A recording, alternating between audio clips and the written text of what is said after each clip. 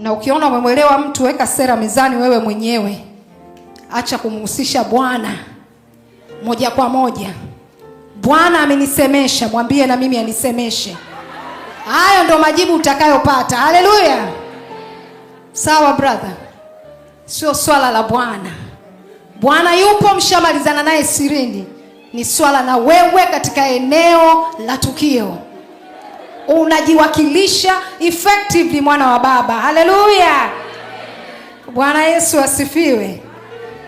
Kwa hiyo usiogope kutongoza mwanamke unapompenda. Kikubwa iwe ni kwa utukufu wa Mungu na uwe na uhakika. Na ukimwomba Mungu atakuelekeza. Aliye wako ataielewa lugha yako. Ili usije ukaona ukazubaa, wengine wakachukua, ukaanza kujikuta ukikaa mwenyewe. Ekweme. Yes, I know like you. Bwana Yesu asifiwe. Tuko kwenye dunia ambayo unaona fursa unaitwa, maadam umeielewa. Bwana Yesu asifiwe. Hallelujah. Are we together, dear brothers? Hallelujah. Lakini pia jambo